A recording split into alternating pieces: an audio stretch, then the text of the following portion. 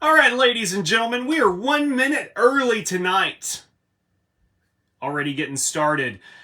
This is not typical for us to be early. As you know, we're normally late, but we are just so pumped up and excited about the 17th episode of the Culture of Splife. The reason that we're so excited today is because of our guests.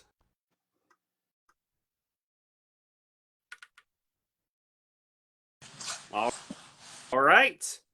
Sir, Mr. Tolbert. Fantastic. Let's get Josh on.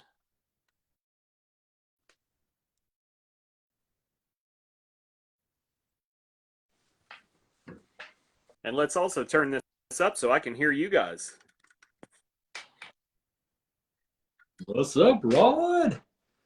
MC Craig, go. Been pimping since been pimping. You wanted to see the shirt. You were wondering what shirt I was wearing. Check it out.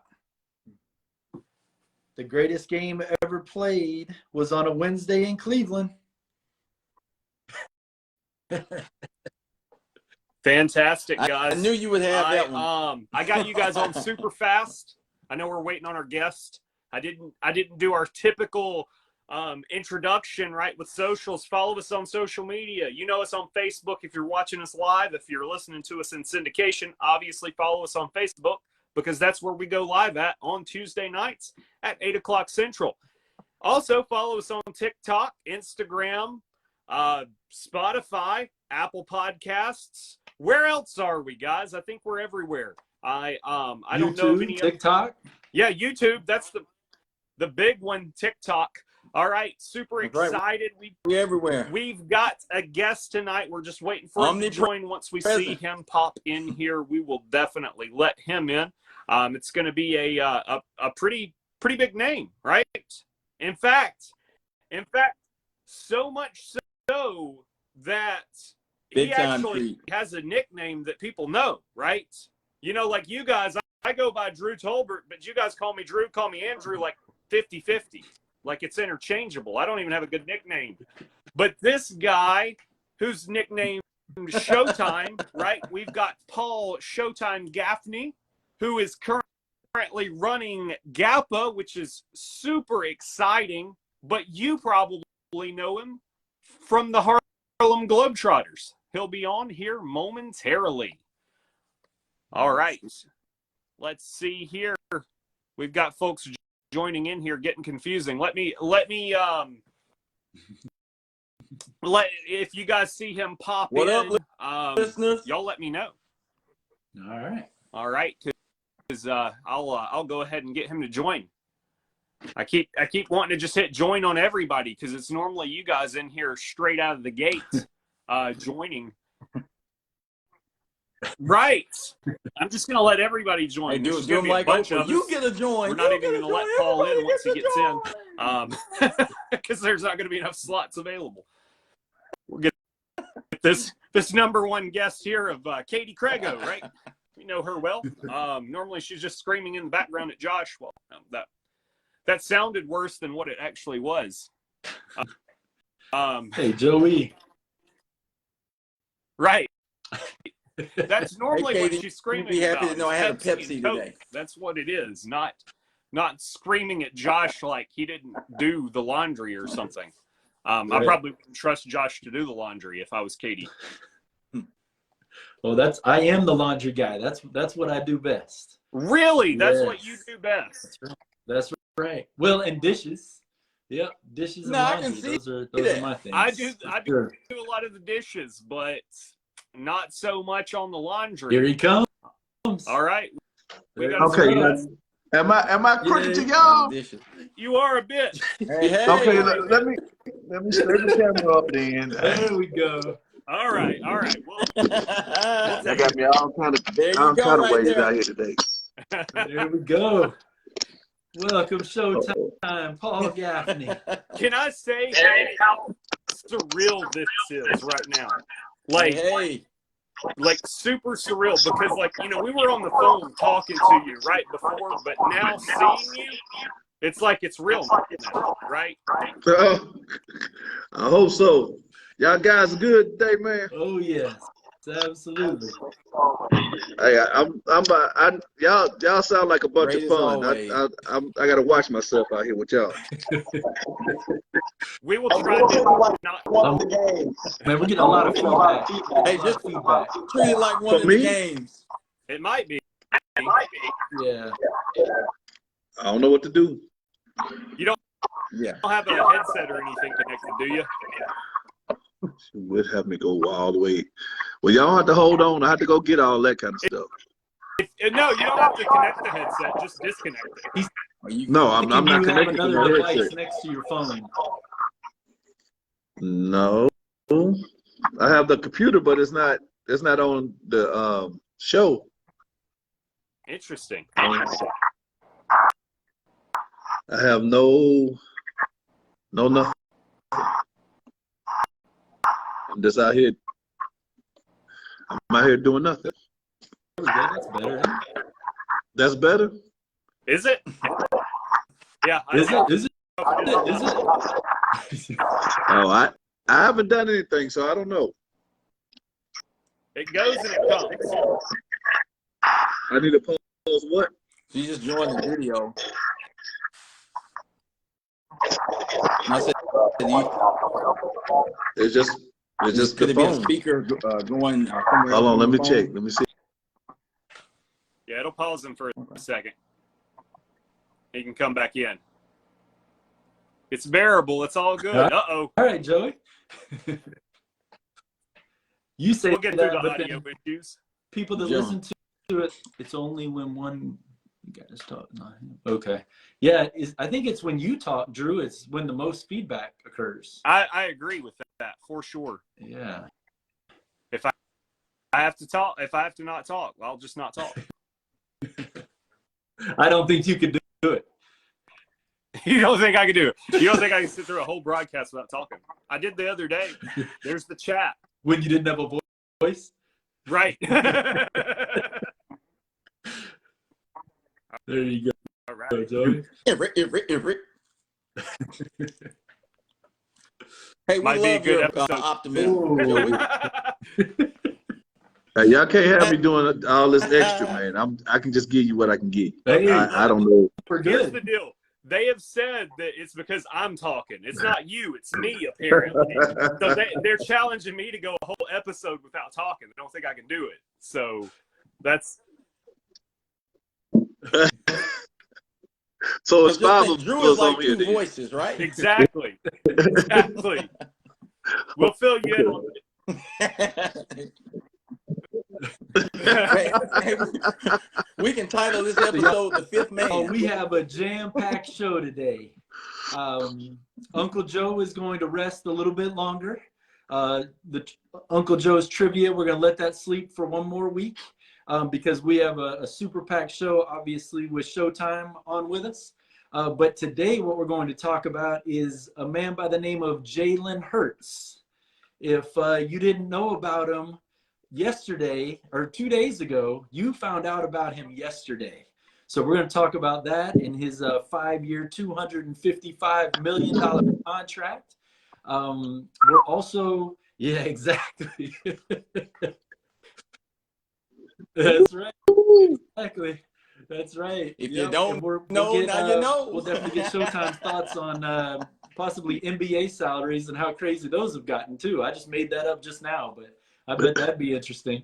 And then LSU national champion Flage. We're going to have a great segment on her and all the things that she's been through in her life. And then we're going to get to Paul Showtime Gaffney, learn about his school. He's going to tell us all about that. And then he's going to talk to us about his experience as a Harlem Globetrotter. And then all the guys are going to have some of our experiences, having been able to see the Harlem Globetrotters in person. So then we're going to get the last thing we're going to get into is your favorite sports movies. So a lot to unpack. So we'll go ahead and get it started. Showtime, what did you think when you saw 5 years, $255 million? Praise God. That's all I can say. My God. And not only that, but 179 of it is guaranteed. So you can make a mistake and do whatever. You still getting 179 million. Exactly. You get, and he's just what, 23, 24? Yes. He'll be doing it again and like, yeah. So you talking about just at 26, you're going to get another contract? You already got 255. Just imagine if he win a Super Bowl or something. Oh my God. That's a little too soon for Eagle fans. A little too soon. He came close this year. Man. It's a little bit too soon for Eagle fans. Yeah.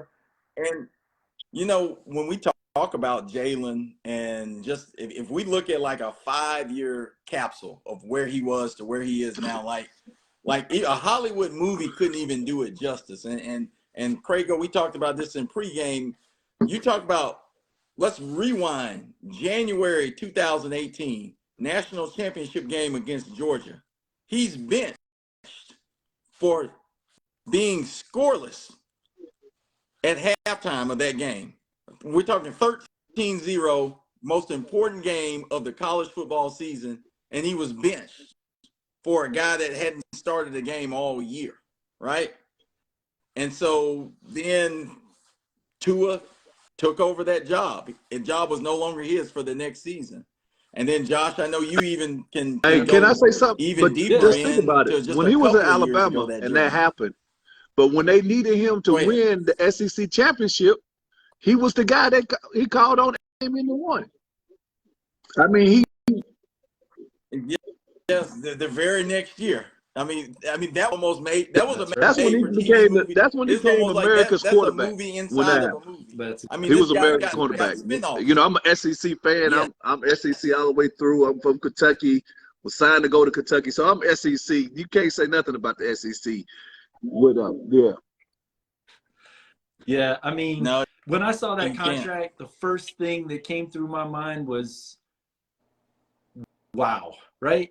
How can a guy who couldn't hit a wide open Calvin Ridley on a slant when he was at Alabama, I mean, wide open, and Jalen would put it down and he would run for 8 yards, and people that don't understand football were excited because now it's 2nd and 2, and Calvin Ridley's thinking, man, I could have had a 25-yard gain on that slant. I was wide open. On top of that, the other thing that I thought of when I saw that was this guy just got benched in January of 2021 in a game that if they had beaten the Washington Redskins in the last game of the season, the Philadelphia Eagles would have been in the playoffs. Jalen Hurts was, what was it, Rod? 7 of 22 for 72 yards in the first half, and he had 34 rushing yards and 2 touchdowns. Yeah. So they were in the game. It was not a blowout. And they benched him at halftime and put in Sudfeld. Yeah, Nate Sudfeld, right? And I can't hear that because I hear 255. I can't hear. What was his name? And now just 2 years later, he is the richest man in the history of the NFL. Well, you know, as a quarterback, but also just think about it. As a quarterback, it may not be people that believe it out here. You know, from a believer standpoint, his just steady, his beliefs, his character, his everything that you ask for in an athlete. He wouldn't have left if he would have knew he had a chance to even start back at Alabama when he went to Oklahoma. Went to Oklahoma, and they were still in the top 5, top 4. I mean, he's not losing. Yeah, but they always put him down. But he always rises, and everything he does, and he always keeps, you know, his nose clean. Everything is, you know, he's a young man, so you know, little faults or whatever he may do, but he's always been steady. He's always improved. Now he went from, like you said, 2008, getting taken out the game. Now, all the people that was there, he's the highest paid ever. Just imagine if he won the Super Bowl this year. You're talking about a movie they'd have been filming right now. Like, look, let's put it on. I mean, no. That's exactly right. And it certainly wasn't his fault they lost the game. And to your point about his faith, I'm very close to the University of Alabama's chaplain, and he used to talk about that Jalen Hurts was always the leader for those guys from a Christian standpoint too. While he was on the team, he was always just the greatest example of that. Just to speak yeah, to as an Auburn fan, I really like to see him leave Alabama, because as a fellow believer myself, I like the guy. Like I can't dislike him, right? For sure. But man, playing at Alabama, it was tough, and then seeing him at Oklahoma kind of did put a smile on my face a little bit. But and now, like in the NFL, I'm kind of like, all right, Eagles. I mean, I've always got the excuse my team lost because we were like 16 quarterbacks deep into the season. So I'm good with the Eagles winning it. It's all right. Another thing that's great what he has done, and that's even, he's like a Barry White or something of football. Not the voice-wise, just how he woos the women. Right. I mean, he got his whole staff pretty much are ladies. All his agent, his marketing people, his social media, all of those are ladies. All of them. So, he done wooed everybody. He done wooed. Oh, Jalen, he's just so great. He got all the women out here. And, he's not the ugliest guy in the world either. So, and look at he got his girlfriend. He brought his girlfriend out. It's like, Jalen. Hey, my wife was a fan before I was. I'll just say that. I'll just say that.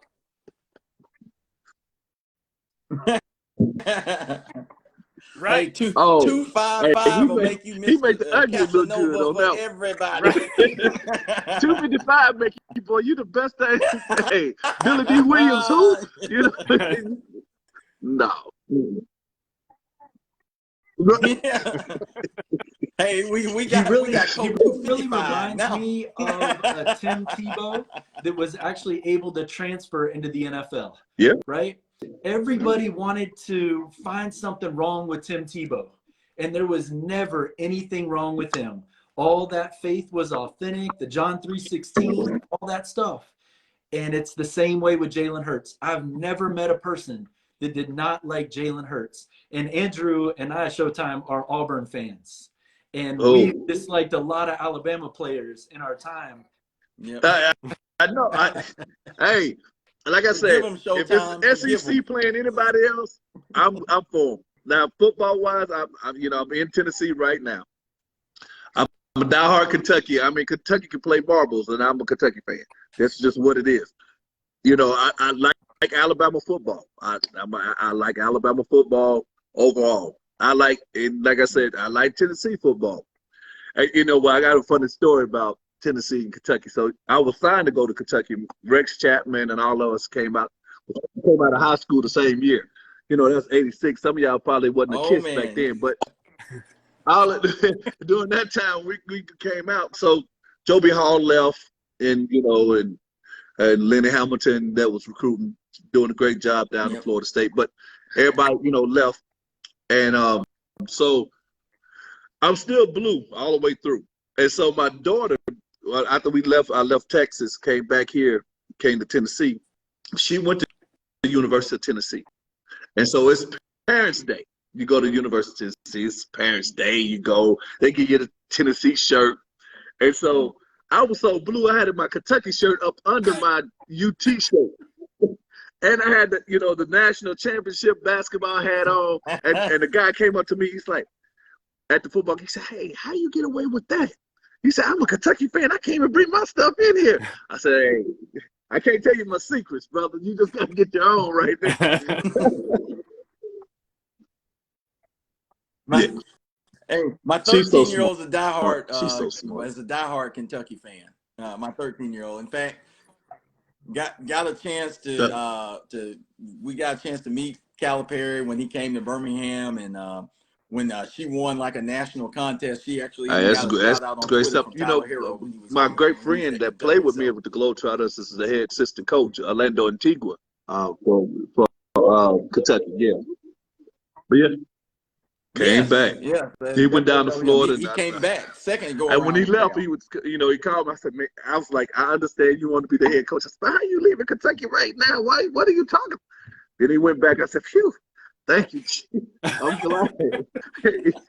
I'm glad, but no, good guy. Great. Oh, my God. Yeah, he is. He is.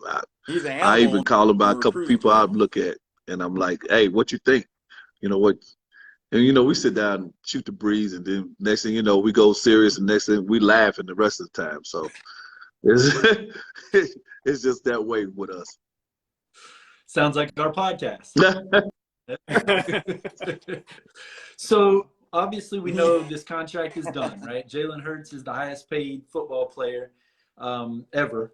So what does this mean for Lamar Jackson, for Tua, for these quarterbacks that are finishing their rookie contracts? But most importantly, Lamar Jackson, right? Because Rod and I were talking in pregame last night. I call Lamar Jackson, I think his new nickname should be Fizbo, right? For sale by owner. If he had hired a real estate agent, he would have already been signed, okay? And I'm comparing this to an agent, right? If he hadn't just done this on his own, I believe that he would have had one of these big contracts. But because he didn't want to pay that 10%, I think he's losing millions and millions and millions of dollars. What do you think, Showtime? I see you thinking hard. I'm kind of torn between that because I think he can negotiate. I mean, basically, you negotiate your own contract anyway. You just have somebody else's mouthpiece in it. I think he can do it. And sometimes you got to think of just America in a whole. This young man coming in here thinking that he can do his own contract, and they're not taking him as serious. And he probably had all the valid points that he needed. He showed it on the field. He done everything. But basically go to the Super Bowl, win a Super Bowl, anything of that nature. That's the only thing he hasn't really accomplished. So it's just really that he's not. I don't think he's really asking for more. And now, really, if they want to do it, it doesn't matter who was giving them to put the paper in front of them. They could get it done. And if he's strong like that, he negotiated his first part of it. I think he could do it again. But it's real money in there, and it's money that if they want to give it to him, if they really want him, they can work out those details and quit playing. He's worth a lot of money. But Tua, he got to win games. I don't think he can get that kind of money. I mean, he's talented. Yeah, he's got to be healthy. He's got to win games. I mean, let's be real, and everybody's not going to go out there on a limb for quarterbacks. If Hurd wouldn't have had the year he had and had the team where he's at, and they see the how he built, he built himself up, got confidence in the team, being a leader, they can grow with him. Tua, they don't know about if they can grow with Tua yet. I mean, they was trading him last year. I mean, they was trying to trade him. So it's going to be good money for him, but it's not going to be great money. It's not going to be that kind of money that you sit back and like, God, how much money?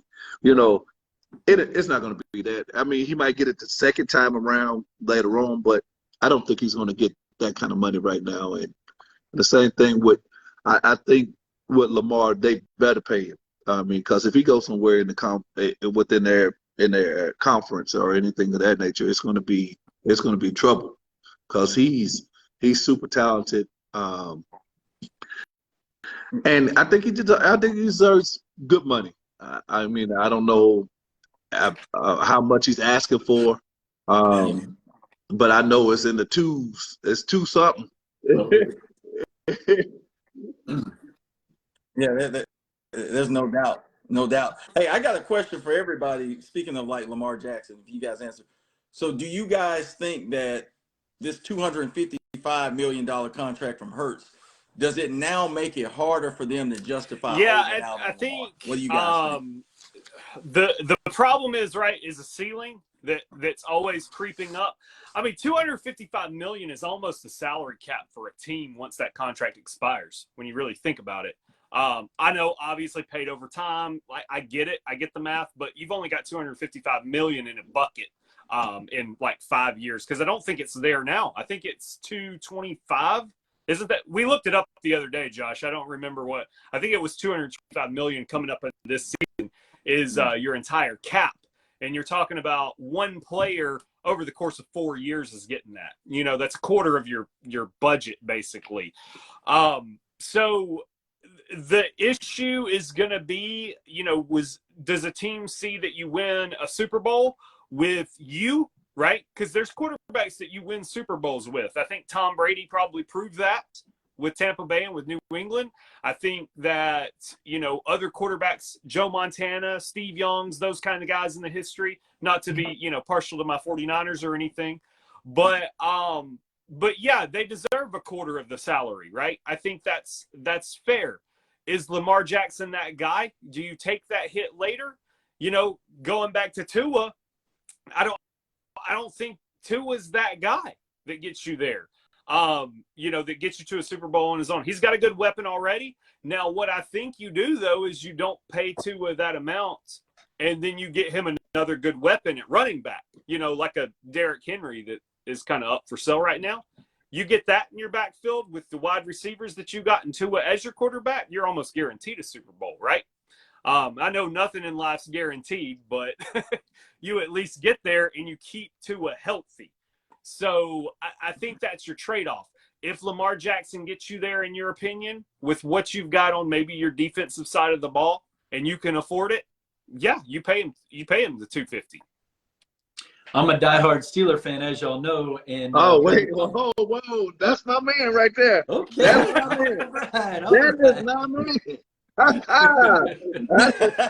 knew I liked you for what I know. knew it. Now black you talking. with the gold there. You know, I wanted to say this is not our colors, but when I said, you know, Steelers is still in the house. So there you go. So Roethlisberger was running his mouth a few days ago, basically saying that Lamar Jackson can't do anything but run the ball. And there was this comparison that was done that shows that Lamar Jackson is better than Ben Roethlisberger in every passing category that's ever been created. And what I told Rod was, you know, Roethlisberger played 4 or 5 years too many, so maybe that dropped him down. But I don't know. I was very impressed with the numbers that I saw from Lamar. I think, you know, for him, and I met him. He's a great guy. Won Super Bowl. You know, won a Super Bowl. I think, did he win 1 or 2? I think Two. Oh, 6, 2, right? 9. Yeah. Mm-hmm. I mean, so you can't take that away from him. Sometimes we open our mouths too much, and you don't see. You just see all the spectacular stuff that Lamar does. If once the play breaks down, right? Not when he's in the pocket, he's hitting passes. You see him throwing. He got a cannon for an arm. They don't see that. So Roethlisberger's my guy. But, you know, sometimes you talk too much. Sometimes people talk too much. Just hush. Right. Let these young kids get it. You know, I'm upset. When y'all talking about what I thought about when I heard 255, I was like, look, do I know him? Can I get his number? Can we holler? You know, hey, this cousin Paul, man. Come on.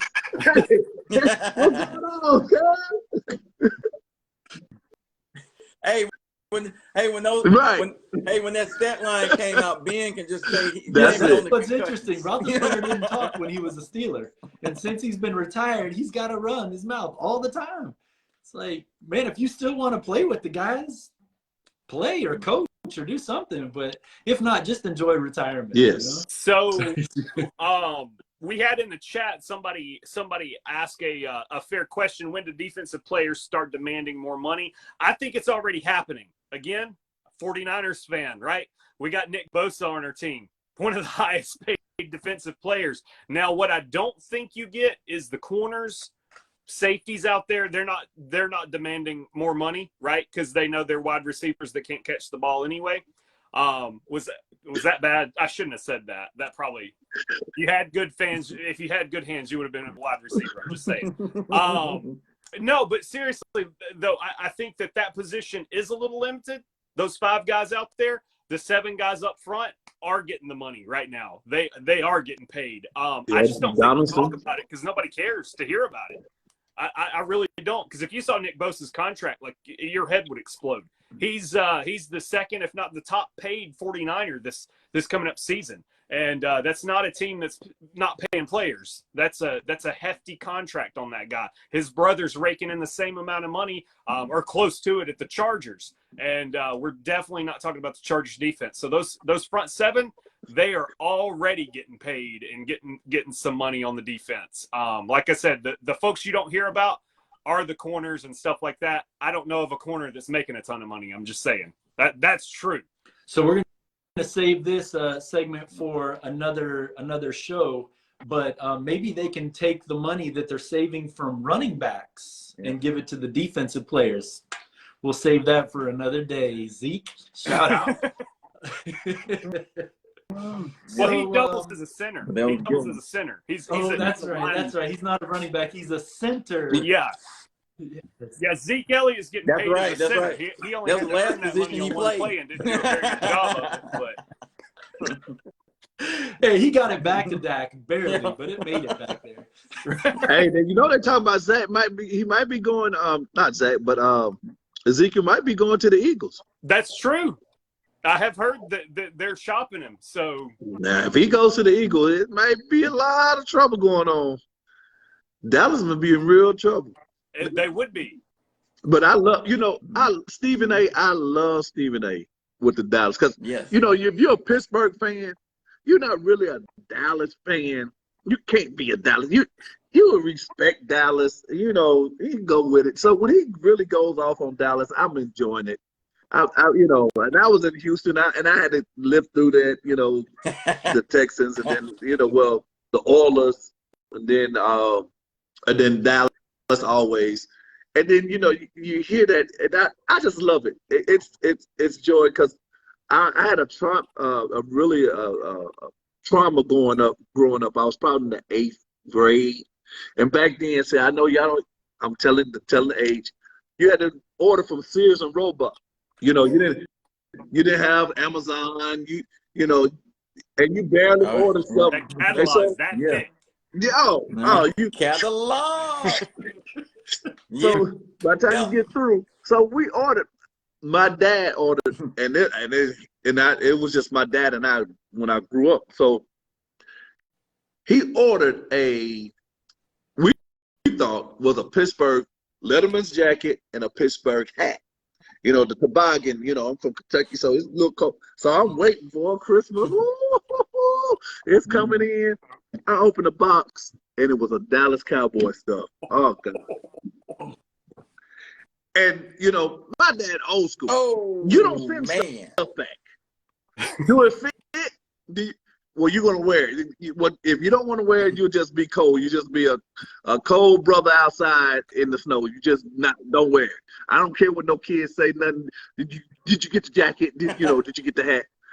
I went to a game, had my stuff on. Man, they gave it to me, because basically everybody, Pittsburgh fans, where I'm from in Kentucky, and Harlan County. Shout out to Harlan County. But we, everybody Pittsburgh fans, and I'm in a Dallas. Man, that was the worst winter. The worst winter ever. I couldn't wait. Yeah. I was about to say, you should have turned it inside out and say it was Kentucky. I was so glad. One of my aunts, a cousin, somebody gave me a jacket and hat. I was like, thank you. Woo! I could get out of this. Oh my God! But that's a little trivia question. What made Paul Gaffney about to jump over the cliff, over the mountain?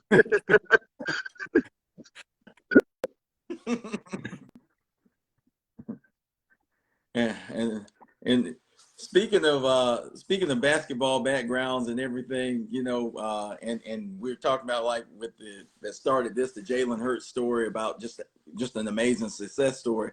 Josh, you talked about, and we've been talking about for a while, the women's basketball game, and so you want to talk about success stories. We've been talking for a while about that, and then we really are spotlighting Flau'jae Johnson. And so that's exactly right. Yeah, Yeah, Josh, I was just share a little bit roughing about it what in we talked Jamaica about with that. when LSU was winning the national championship. So I didn't get to see a whole lot of the game, but a couple of days later, I saw a great article on Flau'jae Johnson, and I of course read it. And she was on America's Got Talent, I don't know, 3 or 4 years ago. And it was an amazing story. She's a rapper, an aspiring rapper, and she won the Golden Buzzer on America's Got Talent. And she has an amazing story. Reminded me very much of like Warwick Dunn losing his mom, who was a police officer when he was a young child. But same thing here. His or her father was Camouflage, a rapper, and he was gunned down in 2003, right before she was born. So it was just such an inspiring story to see a girl who grew up in like the worst situation possible, who went on to win the Golden Buzzer on America's Got Talent. Just like every other show my family and I watched, we didn't see the end. So I don't know if she won. I don't know what happened. But I saw that audition. And then to see that she won the national championship for the LSU Lady Tigers, that was awesome. And, you know, what we were talking about was how the women's game is completely transforming from the women's game that I grew up with, which was very fundamentally sound. And to me, it was kind of boring. I told y'all when the WNBA signed the contract with NBC in the mid-90s, I was excited. They were on NBC. This was going to be like appointment television, like the Knicks and the Heat were in the late 90s, you know, with Van Gundy strangling Alonzo Mourning's ankle, you know, stuff like that. And I watched it and I was just kind of bored and I changed the channel. But today's basketball, I'm not bored at all. You got Aaliyah Boston, who's an unbelievable athlete. Caitlin Clark, who is the Steph Curry of women's basketball. I mean, that girl is amazing. Angel Reese, or I guess this ain't. Angel Reese, No, this ain't. We had a whole segment last week, Showtime, about trash talk. So we can get your thoughts on trash talk when we get to your segment. But I said there are no rules in trash talk. Right? If you're going to do this, even if it's to your team, it's still about the other team. And so Angel Reese saw that, obviously, and so she just took it to the next level. So you know, she stood up for the SEC, baby. Hey, we stick together in the SEC. We stick together. We stick together. That's right. That's right. And no doubt about it. You know what was crazy is my family, we watched AGT around that time, and we actually saw her with the her performance and winning that Golden Buzzer. Then what was crazy is, you know, my daughter loves watching Queen of the Court competitions each year. And so we saw like last year's, and Flau'jae, I think she either won or she was in the finals of Queen of the Court. And you know, you're talking about her story of rapping. We didn't even make the connection that this was the same one for a minute that was the Golden Buzzer from AGT until, you know, the tournament came back around. And so then we were just like, oh yeah, that's her. I mean, so she went from being like almost winning America's Got Talent to becoming a McDonald's All-American, like one of the best basketball players in the country. And then she was able to basically combine the two and create a brand for herself at LSU on top of winning the championship. And just like Josh said earlier, you know, you talk about trash talk, you talk about the rivalries. I think we even mentioned, you look at Lakers and Celtics, Magic versus Bird and everything else, what you got with Angel Reese and Caitlin Clark and everybody now. And so now you've got personalities and you've got women that have been able to create brands that go beyond just the court and the competitive fires and everything. And Showtime, just, you know, what do you see? And I know you're affiliated in a lot of ways with the women's game and development from that standpoint. I mean, what do you think this rise is going to mean for the women's game and for those athletes? I mean, like you got to think about it. I mean, even back when I grew up and I was in the pregame as y'all was talking about earlier, when I was growing up, I had a young lady named Margaret Harris, was tops in our area, tops in, you know, known around Kentucky as one of the best basketball players. I was young. I was 6th, 7th grade. She's probably 9th, 10th grade at the time. I didn't know what a forward, center, guard. I didn't know what those things were. And we used to be at the park, and I asked her, and I was like, "What is this?" She sat down. We talked about it.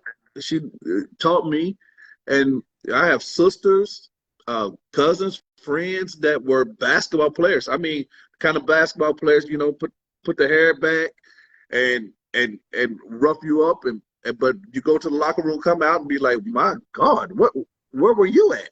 You know, just a total transformation. And you can see that when they were getting these contracts early, you know, at the WNBA. And you was talking about the WNBA when it first came out. How boring. It wasn't boring where I was at. I was in Houston. And we won 4 straight. And we Cynthia Cooper, Cheryl Swoops, Tina Thomas. I mean, we had some girls that was there. And God, she just dropped my mind. She passed away, but she was in the Fondy Rec Center with us. Yeah. Right? Yes.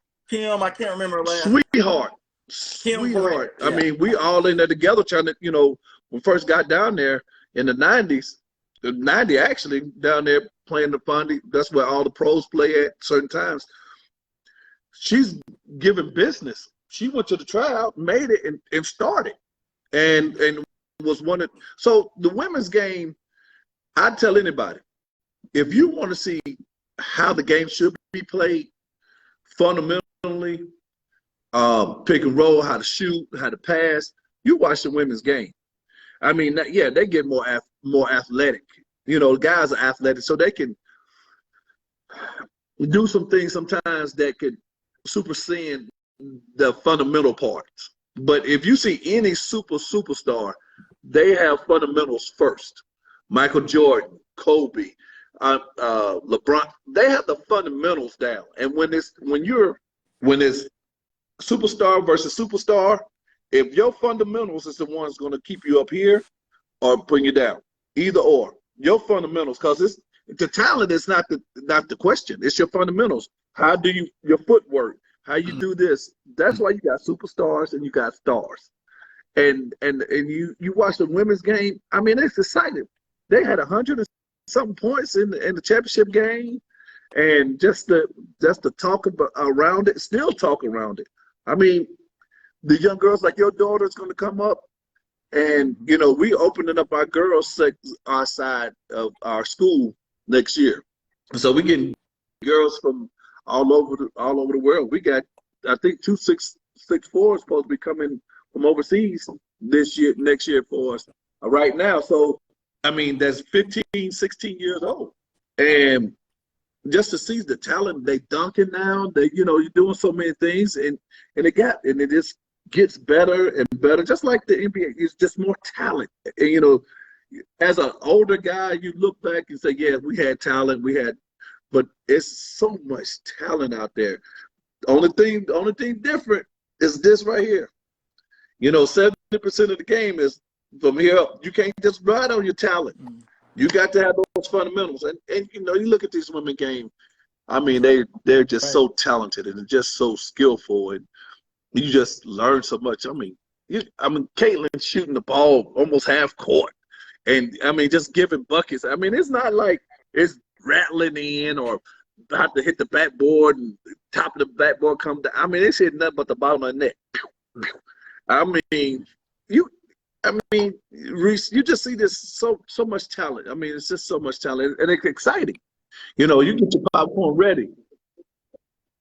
Oh my God, yeah. Yeah, I mean, they even kill the boys. I mean, even though you know, this year in ratings, boys and easy. Yeah.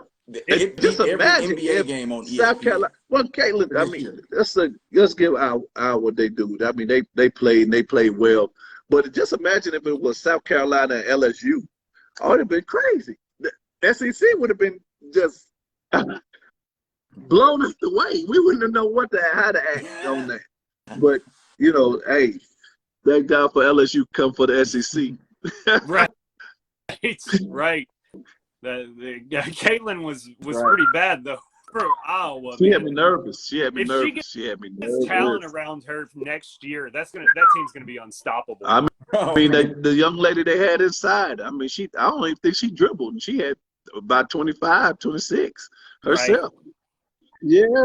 I mean, she was moving. She was strong. Yeah, Monica Cesano, like they even had a stat that came That's up that that's some Klay she had Thompson only kind of dribbled the stuff. ball like 3 That's all you times in got the to entire do. tournament. That's all you got to do, That's right? averaging like 20 points a game. My God, Yeah. it was. Hey, they had me nervous. They had me real nervous. They had me real nervous.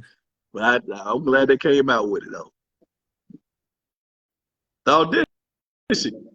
My daughter Did you had give her some money? LSU in the championship game in her bracket that she filled out beforehand. Yeah, well, we know that. Yeah, we know that. I give her money every day. I mean, you know, I don't even. It's not even my money anymore. I have a 7-year-old daughter and a wife. Hey, So long as it comes 3 direct people in the deposit, they household. have. I don't know what money is anymore. Checks I in the don't ever mail, see right, it. Rod? Checks in the mail. So Showtime, you kind of alluded to your girls' side of your school opening next year. Tell us about your school so our listeners know more about it. Well, it's Gaffney Athletic Preparatory Academy. It's the nation's first international teams college preparatory Christian academy for sports enthusiasts. That's someone that has a love and desire to be in the sports world. We focus on the different careers in sports, like sports medicine, sports marketing, sports communication, sports nutrition, everything that really society really doesn't show you what's in the sports world. And teams is a new acronym for it's technology, engineering, athletics, mathematics, and science. So where we take the concepts of STEM and view them through the lens of athletics, so that they know that it's more to STEM than just, if it's robotics, it's robotics things that they do for, basketball players and things of that nature, that you can see that there's other ways of being in the sports world other than the physical side of it. Nothing wrong with that. I mean, this came up, but we want to show that if you can have where your love could be with sports, that all the stats, everything, but your talents could be drawing. And so we can show where your love of sports and your true talents are drawing. I mean, in architecture. I mean, they play in arenas. So somebody had to construct it, engineer it, draw it up, and everything for them, and they're in the sports world. All the way down to haircuts. I mean, how many people get your hair done, and all those women in the WNBA or college, all the hairdos they got going on. Those are professions that are in there that people really don't know about until, say, like someone like me that's got retired and came back. But we want to teach them at an early age. And you look at commercials. I mean, let's take one, LeBron James, the biggest person that's out there right now. When you see him on TV on the commercial, somebody cut his hair, somebody put his outfits together, somebody wrote it, produced it, filming it, editing it, all of those things, and they in the sports world. And they don't even have knee problems. So they still good. So there's other ways of being in the world, being around the things that you love. And if your talent is not, escalating to, professional level, because a lot of times, guys and girls, you that one, you're going to go to the league or you're going to do this. And it's like a bottle. It goes smaller and smaller as you go up. And if you don't make it, a lot of people feel like they failed. I'm just a failure. I can't help. But there's so many other ways to still be in that arena. And we just got to open our eyes and look at it. So I said a lot. Our school is weird, ultimate sports school.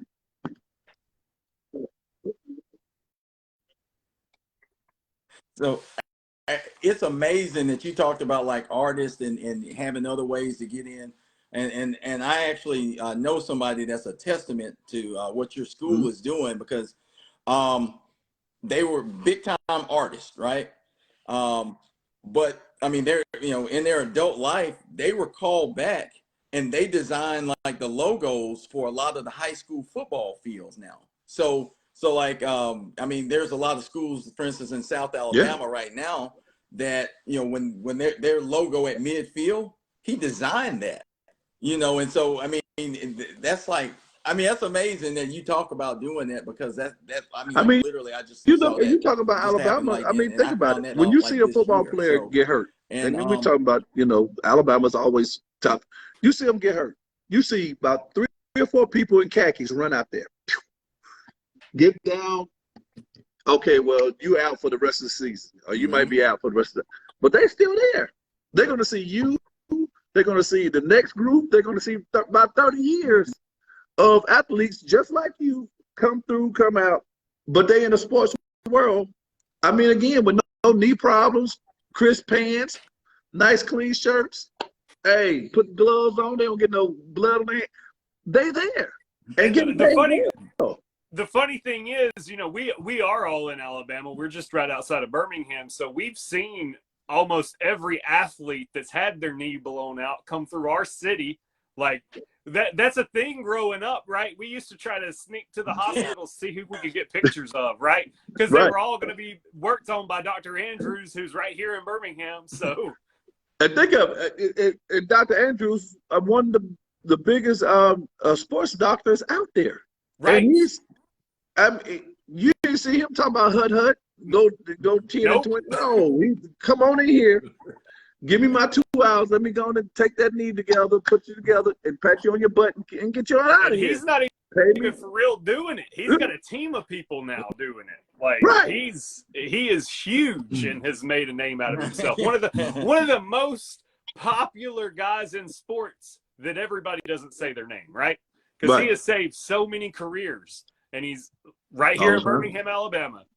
And one of the other things I say about our school, that even though we'll have the physical part of it, we'll be doing 9 sports: girls and boys basketball, volleyball, baseball, excuse me, softball, track, soccer, esports, competitive cheer, competitive dance. Like this year was our first year, and we had basketball. We have post-grad, meaning that gap year between high school and college, and we had high school. And we represented 6 different countries in our first year.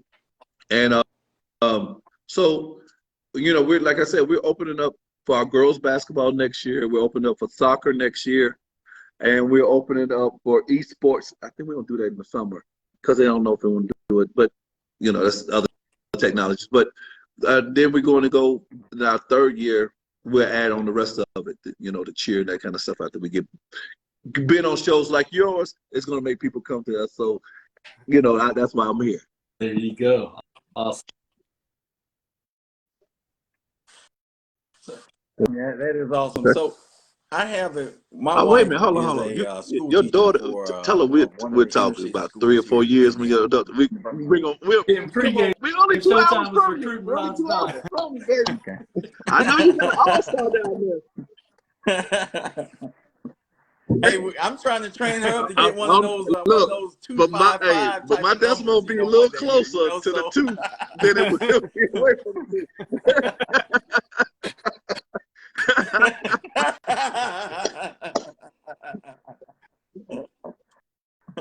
So, but working with a lot of your inner city schools, she sees a lot of at-risk kids and different things like that. And I know in your background, basketball in the community really gave you that outlet to be where you are. And, like all the different programs that you're talking about with your school, like technology and engineering and athletics and so many avenues, sports and out of sports. Tell us a little bit about, is this getting a chance, or will this get a chance, in your opinion, to bridge the gap with a lot of these at-risk kids, where giving them opportunity, at risk, not at risk, but just giving them an opportunity and a platform to really just put themselves in the arena to be as productive as they could possibly be. More now is that at risk is not the economic challenged kids, as if at risk is all the kids. I mean, you think about these shootings, these things that's happening, all these things. All these kids are at risk. Everybody, is at risk. It's ridiculous. And so, and it's just not that they just not have the opportunities to see different things, and that's in any form. But I think it would definitely bridge the gap of open your mind up now that is more opportunities in the world of sports, what you love, than just kicking the ball, shooting a basket, hitting a home run, track, whatever. That is more opportunities, and take the talent that you have. I mean, like your little girl, if the talent, that get her to school, get her, hopefully a full scholarship, and take advantage of it for future, because you're not going to play every day. We all thought we were going to play. I played 15 years. I thought it wasn't going to happen. It would, it's going to be, I just play forever. That's not true. And we don't really. Hey, the ball stopped bouncing, the crowd stopped cheering. Stop bouncing at so some point, what you going to do then? And I think a lot of athletes, everybody can't be commentators like y'all are, be on doing interviews and things like that. But what you going to do? And one thing when I was out there, I try to help the next generation prepare now. And Geese Osby, one of the legends of the Harlem Globetrotters, always told me that when it was back, he said, play every game like it's your first, and play every game like it's the fans' first, and play every game like it's your last, and you never get burnt out, and you'll never have. So that was something that was instilled in me at the beginning, and that's what we try to always bring back. And this is just something that God is. It gets tight, but sometimes I know what my purpose is. I thought it was Globetrotters, that kind of thing, but my purpose is, you go through things that you can always give back to help the next, or you share to help people grow. And this was, something that God gave me back in '99, December of 99. I woke up and I was like, what are you talking about? Sports and education. And I just stopped and I just started writing. And then from that time, I was still playing, and I visit schools, I visit sports complexes, because I didn't know if it was a sports complex with after school programs or school. I didn't really know. I just heard that, and it developed, and it took over 20 years for it to manifest into what it is today. And again, but I had that burn inside of me that I knew that, and people don't understand that. Sometimes you see people like, oh man, you need to give up on that, or man, you should do this. And I've done other things, and you see kids doing other things, but when you know that you heard, you can't run from it. Even though I want to move away from it, it didn't happen when I thought. Because if it would have happened when I thought, it would have been really destroyed. It's almost destroyed now. And I'm just saying, but it really would have been terrible during that time. So, I tell anybody that's listening, if you have that inside of you, go for it. Just continue moving, and you can't fail. You can't fail if you're still going. The only time you fail when you stop. That's right. Absolutely. So, Showtime, how did you get to the Harlem Globetrotters? Well, they need a good-looking guy to play basketball, and they go.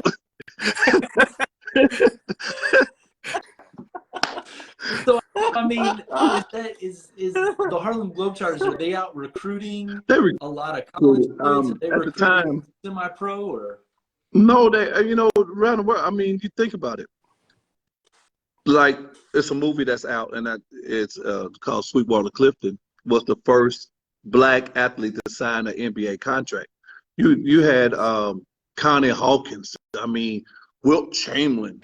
You had all these guys. So the Globetrotters were, even though you did some entertainment, but especially during the time when I was there back, was your athletes that entertained. That's first and foremost.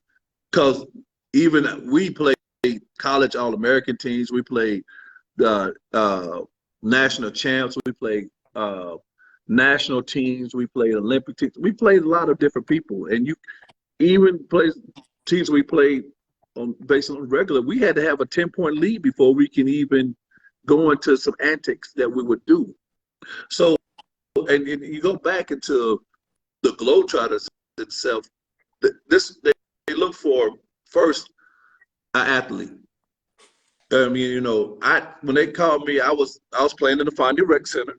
I got hurt. I was going to Seattle as a free agent, going to the Supersonics. So you know, it was back in the day. Back in the day, it was Supersonics. But I was supposed to have went there for a went there for a free agent camp. Got hurt down there, rehabilitating. And so one of the guys that played with the Globetrotters told his coach about me. And the coach came and watched because it was, you know, people from overseas, NBA scouts, always played, you know, came to the Fondy Rec Center. And he talked to me. He said, well, you know, won't you come to a camp first and see what we do, to see how you do. And if not, if you like it, don't like it, go. But I finally got to the official camp. I didn't touch a ball for about a week. I was like, wait a minute, where's the tricks? Where's the confetti? Where's all these things at? No, because they want to make sure, first of all, I mean, you run the track and it was guys. It was like 25 guys there for, you know, a few positions. And, you know, they want to see, first of all, yeah, if you can spin the ball, but the ball got to go through the hole. So you got to be a good player because it's college All-Americans there, guys that played in the NBA, guys that left us and went to the NBA, all in this camp. So that was one thing. And then secondly, they look for if it's just two people that have the same talent, same everything. What do you know? How are you? Your character, pretty much. Because you can't have nobody smacking a Pope or kicking President Mandela in the leg. You got to have someone that you can go out there and be around, you know, smacking Oprah when she go by, hey, girl, hey, come here, Oprah. You know, you can't be having that kind of stuff. So, yeah, it's your character. Not saying everybody that made it was perfect. No, you know, I'm not going to say that, but your overall character. They're looking, you know, what. And then your third thing is, what do you bring to the Globetrotters? Like any other business, what do you bring special? You know, I had guys like Michael Wild Thing Wilson, played at Memphis, Guinness Book of World Records for jumping 12.5, I think, dunking the ball 12.5. That's in the Guinness Book of World Records. Herb Lane, so many people. All these guys that I play with, you know, they jumped so high, they got freaking flower miles when they came down. So, you know, it's what did you bring to the Globetrotters? I mean, and so like any other business, you look for what specialty do you have to bring to the team? So with those three ingredients, that's how you really become a Harlem Globetrotters. First, you got to be able to play ball. You got to be a top player. Secondly, you know, your character, overall character they look for. And thirdly, what do you bring special to the Globetrotters? So tell our listeners what you brought special to the Globetrotters. I mean, look at me, man. I told you that. Look at me. No. You know, it was basically it's my personality, and I could play the game. I don't meet strangers. So the role that I was, the position I was there for, and what they basically hired me for was I followed the footsteps of Goose Tatum, Geese Osby, Sweet Lou Dunbar, Merrill Lark Lemon, Showbiz Jackson. Those Twiggy Sanders, the guys that basically were the clown prince of basketball, master showmen of the basketball. So that was my role for. Actually, I was the youngest to ever take that position. Not youngest in age, but the youngest in time frame, like within my first half season. And never look back from that standpoint. I had great teammates, great great guys that were always around me, and you know, I thank God. I'm so thankful for the guys that were there. They made me look good, and only thing I just had to do is say hey, and I just throw it up there. Those guys just I just throw it up there, and they go get it. And, hey, woo, that was so beautiful. That was a great pass. I said, no, that was better throw than the pass was. But I mean, you know, so you had those things, and I mean, you're wonderful. We still talk, and you have great guys, and now you're seeing their kids during that time being adults, and it's just a great brotherhood with the Globetrotters. So it's amazing all the time. We talk, like I said, we talk all the time, and again, every time you want to talk to one, you're gonna laugh. First 5-6 minutes, then you might get to something real, and you keep going. Yeah, I think I was on the website today, and I think I saw Sweet Lou's son is playing for the Globetrotters, right? Sweet Lou Dunbar's son is playing. Yeah. He's a shooter. He's a knockdown shooter. And he's talented. He's talented. He just didn't get there because of Sweet Lou. He's a talented kid. And so yeah, it's a lot of guys on there that are still, well, some of the guys I knew are still around. And coaching. Now they're in coaching roles and not playing too much, but it's guys out there that you again, we were brothers. I mean, we traveled 7 to 8 months out of the year. I've been around the world 3 times and completely, and been to over 93 countries. And so you grow with these guys. I mean, we talking about bus trips, plane, all these kind of things. You learn, you cry, you laugh, you know, and you really become brothers, and you never forget that. You know, people like, do you miss being on the road? I miss them. I miss the fun that you have, and you know, it's a routine. Especially, we love the bus more than anything because you get up in the morning, you get your breakfast, you probably running on the bus. I was especially running on the bus not to get fined, trying to get on there before it's late. You get all the jokes in the morning. The next thing you know, everybody's snoring, and you're at the city. You get up and you go, and you just it's almost like the nightly news. You get the morning news. Hey, what happened this? What happened? Oh man, it was crazy. I mean, one of the things I tell them about is Billy Ray Hobley is one of, we call him Super Trotter out of New Jersey. I mean, not New Jersey, New Orleans. He passed away a while back, but he came into the one breakfast. He came in and he had his jacket on backwards, and it was like, Billy Ray, what's wrong, man? What's going on with you? He said, hey, Judge, and it was, Judge. I said, man, why you got the jacket on back? He said, hey, dealing with y'all trotters, you got to watch your back. I said, man, I said, man, that's crazy. I take that in, just things, and your coach, Tex Harrison, and I had Geese Osby, and all these guys, and it's so much of a brotherhood. They used to, you go to cities where former Globetrotters come out and come to the game, and they, it's really rewarding when they say, hey, young fella, you're doing a great job. Keep it going. You belong where you belong with what you're doing. And they compare you to different things. You're never gonna be a Mel Lark or Goose Tatum, but they put you in that realm, and it's just a really good feeling that it's coming from them. Instead of your former peers, and you really come close to all of them. Everybody come close because it wasn't that many. It was, I think when I was playing, it might have been over 300, 350, maybe over since 1920. Wow. 1926 when it started to I finished in 08. I mean, you guys think about it. That's not a lot of people during that time frame, and it was a lot of most during really our real competitive time of before 08.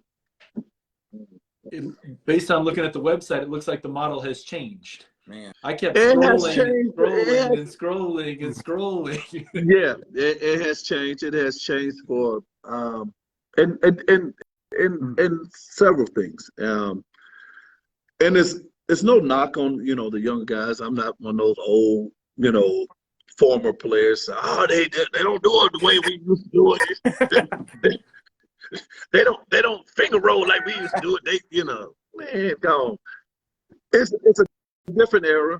It's a different time frame. It's different owners that are there now and have a different vision of taking some of them taking the athletes that entertain to entertainers that are athletes, and it's in that form a little bit more now than it was then, and there's nothing wrong with that. I mean, if the crowd's there, people are there, everybody's main ingredient was not as much as the $250 million paycheck, but the $250 million smiles that you made, each and every night, and the memories that you have created. I mean, it's been people that got married or got engaged at our game. You got old people that said, man, I remember back in '68, I got married to my wife at a game, and now we're here at an anniversary.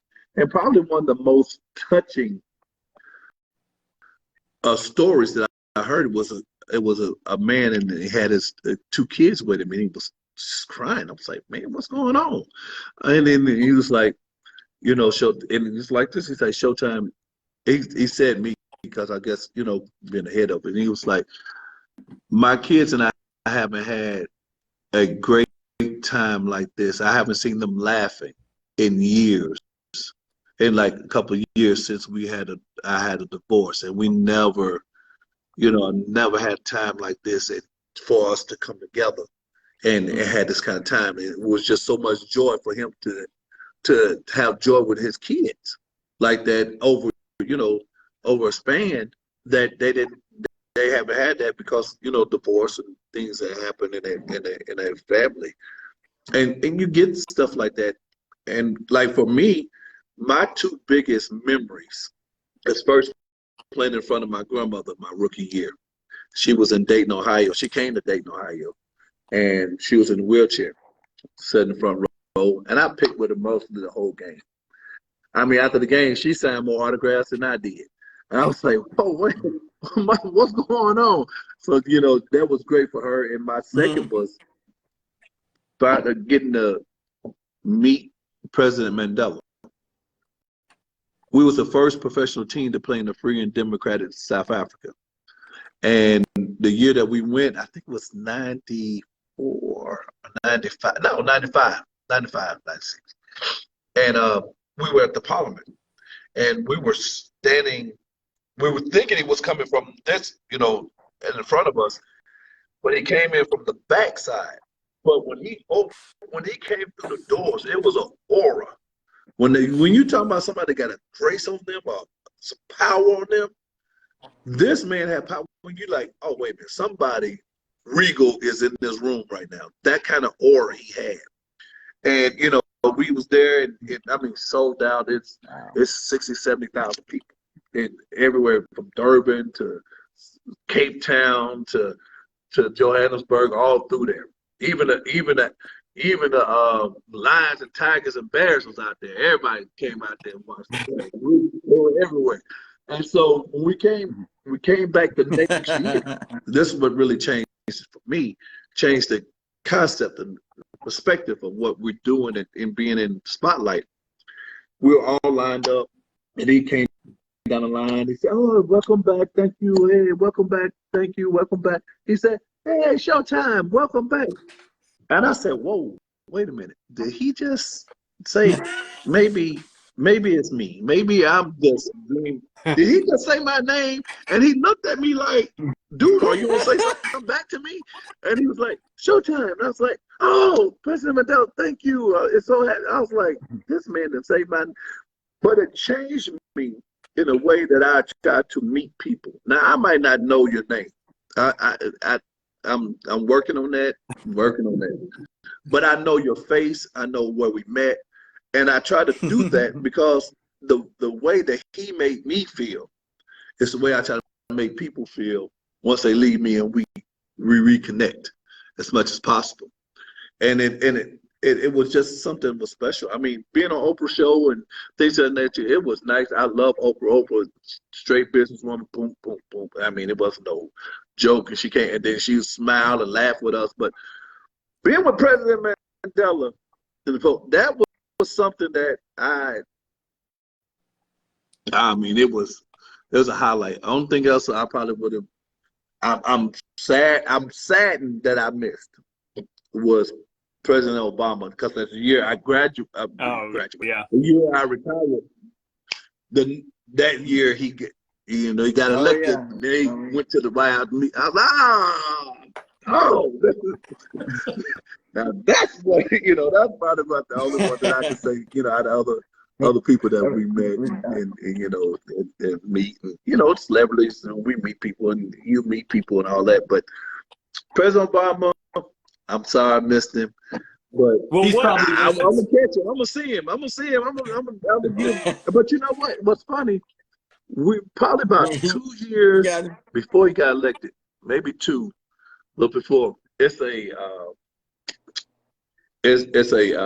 country club, kind of like a rec. It's like a rec center, but one of those rec centers that everybody don't go to. Yeah. Those kind of. Yeah, everybody don't go to that rec center. That's not a rec center.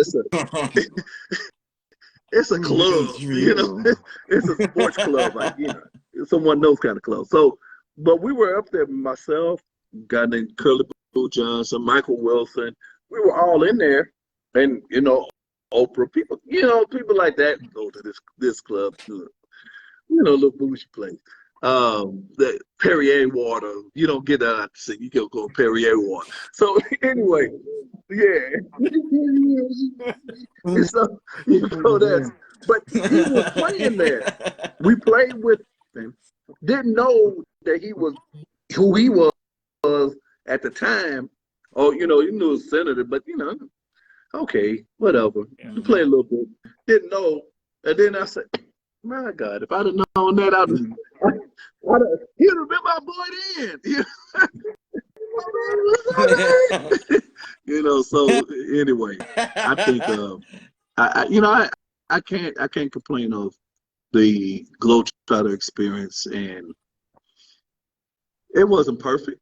And just like how these contracts and different things are happening now for these players, that either you too early, or you right in time, or you too late. So I mean, it happens. I mean, our contracts was better than before, and they're better now in all sports and all things of that nature.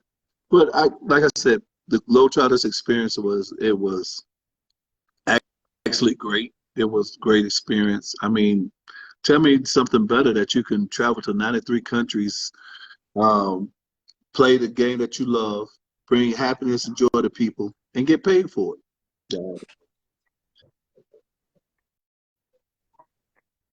That was amazing. I mean, what was so powerful, Showtime, about like what you said in terms of like, first off, like how connected you guys were, really goes back to the very first statement you made, where you were told play every show like it's everybody's first show. I mean, first off, it takes a group being that connected to really and truly be able to live that out, because like I know for myself and for Drew and for Josh, like when we went to Globetrotter events, I mean, we were treated as if it was our very first show, which is the very essence of why we were able to create memories that we remember to this day. Like, I mean, like that's the beauty of it. I know Josh and Drew, they have theirs, and I remember, our first one as a family was, my daughter was part of that little preschool Teams of Tomorrow program that performs at halftime for you guys, right? And so our memory will always be of well, number one, just like you said, just how amazing and how hilarious it was, and how amazing it was just to see just what you guys do. But then she performed at halftime, and y'all's mascot Globey, she had just a terrible phobia at age 4 of mascots. She did a great job at halftime, but when Globey came out, she ran out the building, So we had to have a search party to find her, But they found her, and she got pictures with everybody else after that. But I mean, that's like I said, like Josh, you remember your first one, and I don't think we would remember that if you guys didn't just live by that motto of That's exactly play right. it like it's your I last had the opportunity show, to and actually everybody see else you first. in the Orlando Arena in 1994, I guess, when you were a rookie. Yeah. And I remember it to this day. I remember seeing you up there too. You was about third row. That's right. I remember. That's right. You got it. No, those would have been the third row. Wow. The Perrier. So we were up there, up there. Jumbotron really well, No, but seriously, I was lucky enough to have season tickets for the Magic in the Shaq and Penny years. So I could see a lot of games in the Orlando Arena. We had really good seats. I mean, not too good, but in the lower bowl. Right. And I made sure that when I had the opportunity to go, that we got seats similar to that, because I didn't want to be up so high that I couldn't see what was going on. But what I thought was so cool when I had the opportunity to speak with you, and I did a Google search for you, started to learn about you, and I was like, that's the guy. That's the guy that entertained me when I was 16 years old, Hey, man, don't tell it like that, man. Hey, we ain't got to tell no age. Oh, sorry.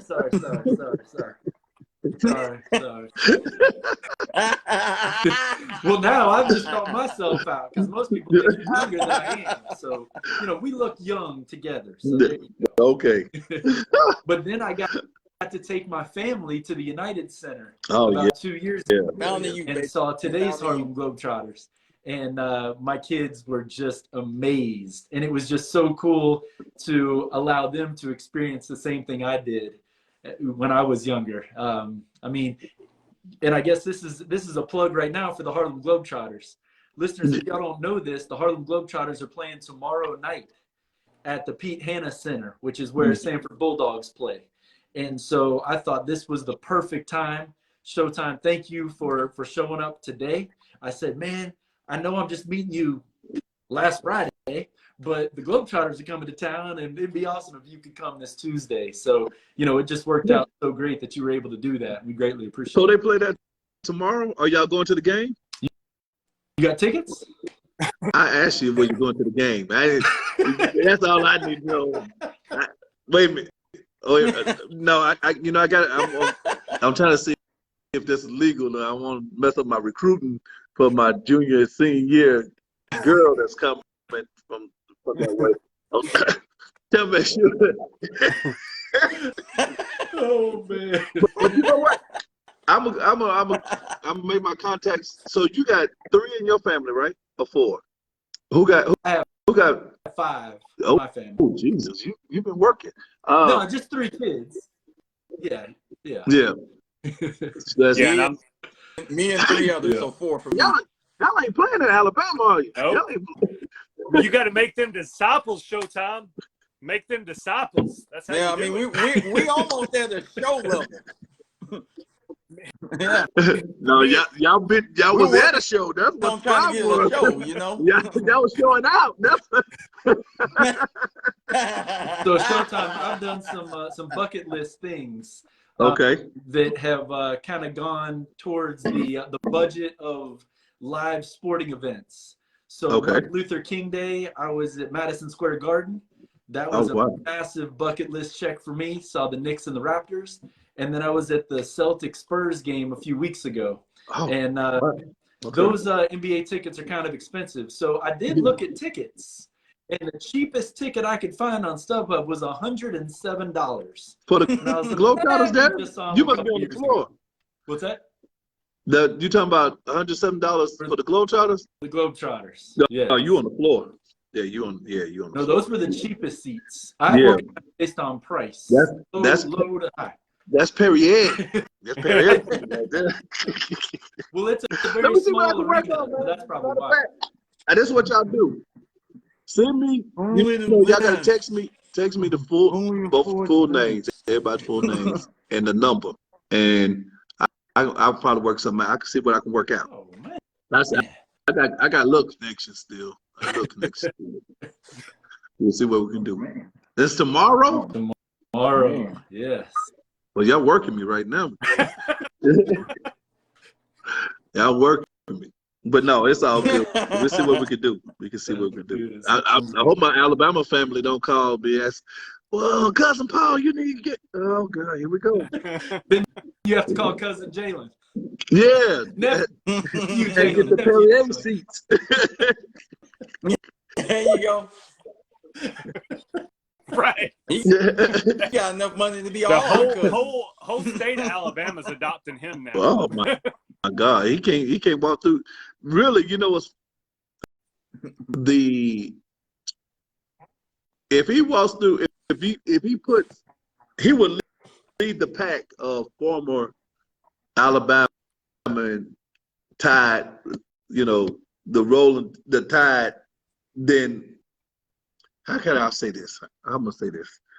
For people that was put in front of him during the time, now even before he got the contract, he's that Alabama poster child. Right. I don't care who you put up there, but he's that Alabama poster child. Even when he went to Oklahoma, he was still an Alabama poster child. This is how you're supposed to do this, all that. Yes. He's that post, and he's really, matter of fact, I don't think there's nobody else in the frame right now with that contract that you could say, oh, he walks in the door. No. Yeah, you could be talking to other people and other people that we kind of mentioned tonight too. You can say, hey, and he walks in that door, everybody they're gone. But he did things right. Like I said, he did things right. He didn't put down Alabama. He never did put down Alabama. He never did put down Nick Saban. He never did put down teammates. He cheered on. Every time the camera went on, he's cheering and backing up. And he just did stuff right. He just did his character. His character proved that where he's at right now is where he needs to be. That's exactly right. And man, does he have some quotes. Woo-wee. Yeah. When he's being asked these hard questions about how good he is, I love how he responds. He's that dude. I was hoping that he won. I was really pulling for him to win the Super Bowl this year. I was really pulling for him. I wanted him to win it. I mean, that would have topped off an excellent year. I mean, like you said before, it would have been a movie. I mean, it's already going to be a movie, but they would have started filming tonight. I mean, right after that for that, because I want him to go and get one. I would love for him to get one soon. Maybe next year after, but he needs to get one soon and work on it. I think that's the only thing that's eluded him. I mean, well, he won 2 national championships in Alabama or 1. That's it.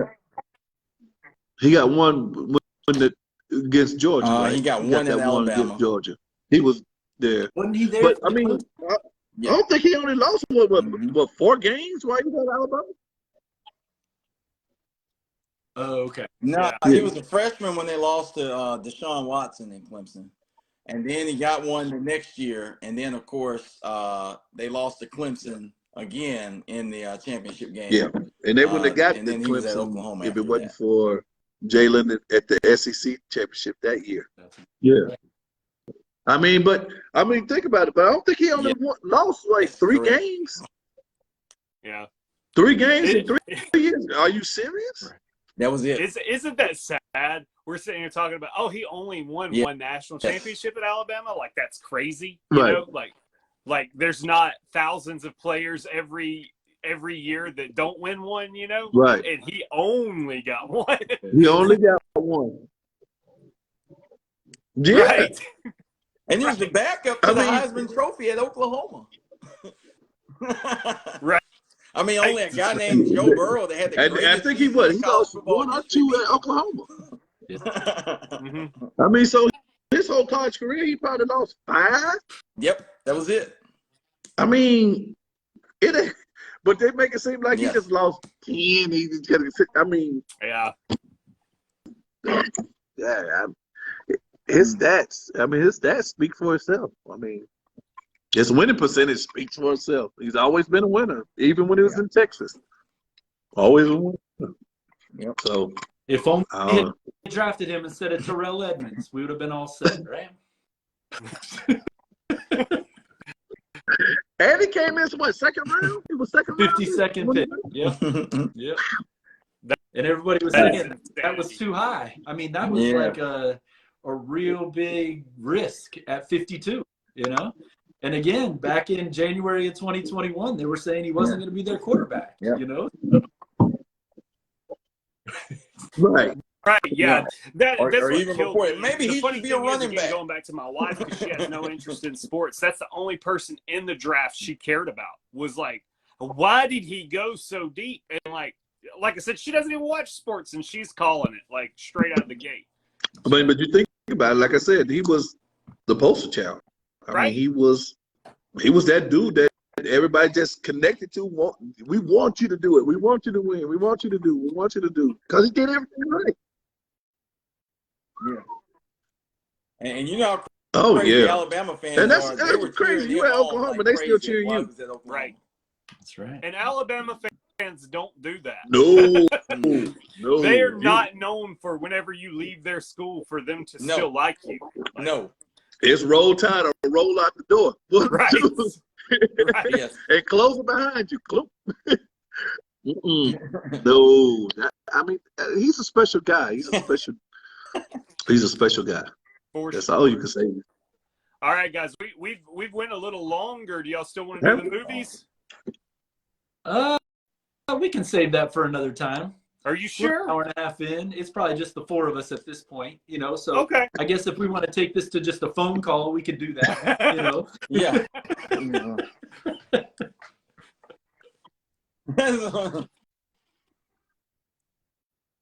But I don't think anything can honestly top like just the wealth of knowledge and the experience and just the impact that you've shared with us, Showtime, as far as like your experiences and just the things that you've done as a Globetrotter, as just a basketball player, and now what you guys are doing with your school, which I mean, thank you. I mean, I forgot to be. I'm full just off of that shameless alone. plug. Our website is www.gapacademy.org. All our social media handles are Gap Academy TN on all social media. Oh, so for Instagram is Gap Academy TN1 because somebody tried to hack our system. We had to change it. But other than that, that's it. But I appreciate y'all guys letting me come in here and rub my mouth and have some fun with y'all. Y'all great group. Don't forget, when we get off of camera, to text me the names and stuff so I can see what I can do for y'all tomorrow. I'm doing it for y'all. I'm not doing it for the kids that's maybe coming to school. I'm not doing it for that. I'm doing it for the adults. I'm doing it for the adults. And I don't know how many people in your adult party, but not the kid that may be coming to GAPA, in about 3 or 4 years. But we're not doing it for them. We're not doing it for them, so we want to make sure that's on film. So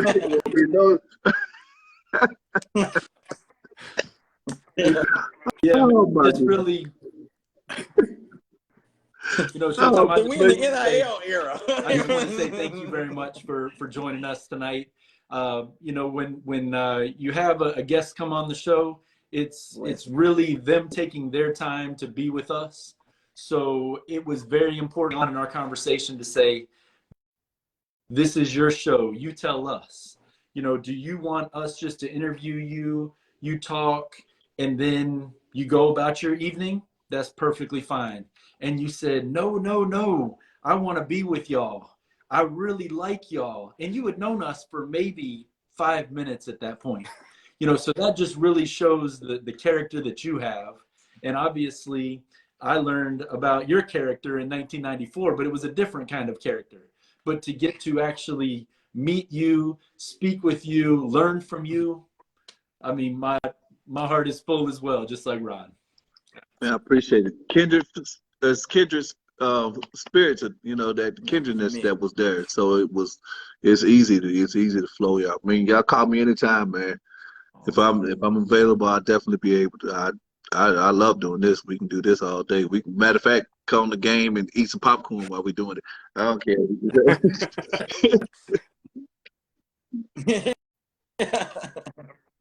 Hey, y'all got a great show, man. Keep going, man. Keep going. You can't fail until you quit. That's right. Absolutely. Drew, did you have any last parting shots? Anything you wanted to say about Showtime, and then I'll close us out? You know what, man? Again, this is surreal. Like I said, growing up, like I remember seeing you on the Globetrotters. One of my favorite experiences was with my dad on Saturday mornings, watching Globetrotters TV. That was one of the things. I was so sad when it went away back in the day, but I see they brought it back again. So hopefully me and my kids get to have that same experience. So just seeing you live is just a surreal moment. So appreciate you being on the show. Thank you. And what you're doing is great. I sat and read your website way too much today. Your views on your website went up so much because the academy that you got going on. That's a great concept. I love it. Such a unique concept. I can't wait for you guys to not only produce the future athletes of the world, the future Harlem Globetrotters, but the future 3 idiots with a podcast that are interviewing folks like you, right? That's what it's all about, is really bringing sports to life, which is what we're all about. Well, we're called the Culture of Splife, is sports and life, right? Not just sports and us eating the popcorn, watching the game, but getting to talk about it and share it and meet new guys and make new friends, right? So that's all I wanted to say. I'm good. I stayed pretty quiet tonight, guys. I really did. But, it was just such a surreal moment for me. Thank you so much for joining us. My pleasure. And Showtime, interestingly enough, we wanted the podcast to be called Splife, the intersection of sports and life. But just like maybe what you went through, that was already taken. Yeah. And I looked at the website and I was like, oh man, I can't, they're not going to sell it to me. I can't afford it anyway. We're just starving podcasters, trying to make something of something. But so we went with Culture of Splife. And the reason we did that is, one, Rod or Drew came up with it.